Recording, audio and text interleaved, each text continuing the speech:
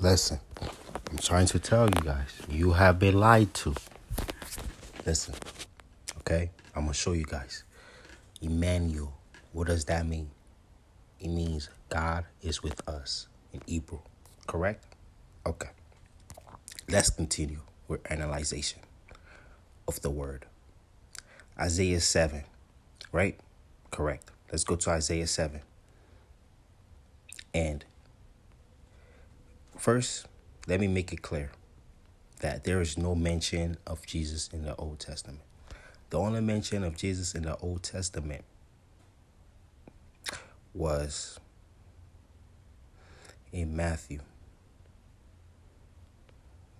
1.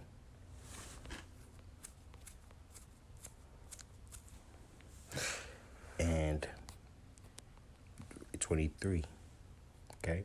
And he says, behold, a virgin shall be with child and shall be... No, let's start from the 21st. Verse 21st, because you'll have to read this in context. And verse 21st, it says, and she shall bring forth a son, and thou shalt call his name Jesus, for he shall save his people from their sins, right? And now all this was done, that it might be fulfilled, which was spoken of the Lord by the prophet, saying, behold, a virgin shall be with child, and shall bring forth a son, and they shall call his name Emmanuel, which being interpreted is God with us. So, as you can tell, Emmanuel is God is with us. And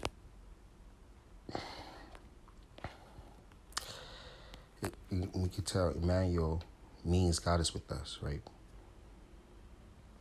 But what I'm trying to analyze is and tell you guys is there's no mention of Jesus in the Old Testament at all.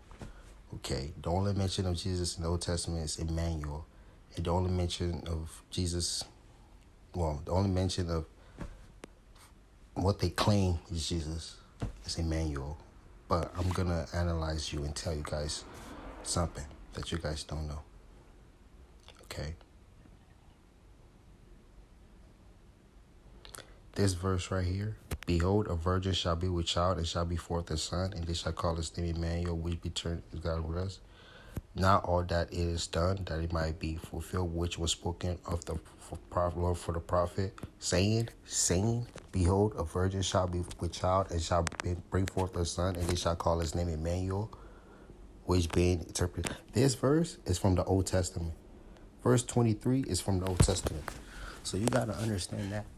You know what I mean? You got to understand that this verse, now all that was done, that it might be fulfilled, which was spoken of the Lord by the prophet Isaiah, saying, behold, a virgin shall be with child and shall bring forth a son, and they shall call his name Emmanuel, which being interpreted is God with us. So that verse, Matthew 123, was taken out the Old Testament. And if you take that verse out, there's no mention of Emmanuel at all in the New Testament. That's the point I was trying to make, okay? Before we go to Isaiah. And we go to Isaiah 14, where the verse is coming, okay? And I will read the first beginning, but basically, like, the prophet Isaiah is talking to the King Ahaz. You should read it, but I'm going to start from 12. But Ahaz said, I will not ask, nor will I test the Lord, right? Then he said, ere now, O house of David, it is a weary small thing for you to weary man. But will you weary my God also? Therefore the Lord himself will give you a sign. Behold, the virgin shall conceive and bear a son, and shall call his name Emmanuel. Curds and honey he shall eat, and he may know to refuse and choose the good. For before the child shall know to refuse the evil and choose the good, the land that you dread will be forsaken by both our kings. The Lord will bring the king of Assyria upon you and your people and your father's house, days that have not come since the day that Ephraim departed from Judah. Okay?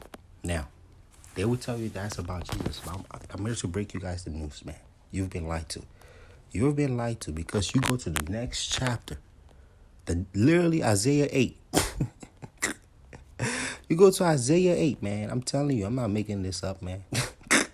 I wish I was. You read, man. Moreover, the Lord said to me, take a large scroll and write on it a man's name concerning Ma'ashalah Habas. And if you Google what that means, it means plunder to the spoil. Okay? And I would take for myself faithful witness to record Uriah the priest and Zechariah the son of Jemariah. Then I went to the prophetess, okay? A prophetess, okay? And she conceived and bore a son. And then the Lord said to me, call his name Ma'ashalahhabas, meaning plunder to the spoil. For before the child shall have knowledge to cry, my father and my mother, the riches of Damascus and the spoil of Samaria will be taken away from the king of Assyria. Man, look like the prophecy was fulfilled to me, y'all. You feel me? Look like that prophecy was fulfilled in chapter 3, verse 8. No, chapter 8, verse 3. You feel me? That's what I'm trying to say, y'all. So that verse right there just nullifies the whole idea.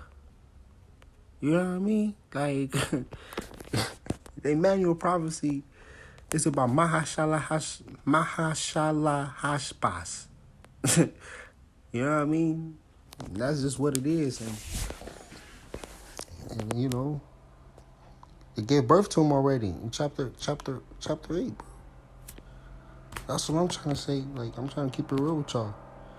You know? And then if you want to go beyond and analyze the other chapters that had Emmanuel, chapter 8, verse 8, be like, he passes through Judah. It will overflow and pass over. It will reach up to the neck, and the stretching out of the wings will fill the breadth of your land, O Emmanuel. Meaning, oh, God is with us. It's like a prayer, you know? Because in chapter 10, it says, take counsel, but it will come to nothing. Speak the word, but it will not stand, for God is with us. So I don't understand, like, you know, people just like, you know, just not reading the word. If you read the word, you understand that in chapter 8, you know, the prophecy in chapter 7 literally was fulfilled. That's what I'm trying to say. You know what I'm saying? And, you know, another video's coming up soon. You know what I'm saying? Like and subscribe. You feel me? Like and subscribe. You know what I'm saying?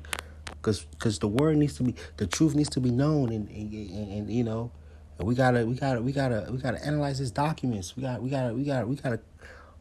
come to a conclusion. You dig? Like and subscribe. Show.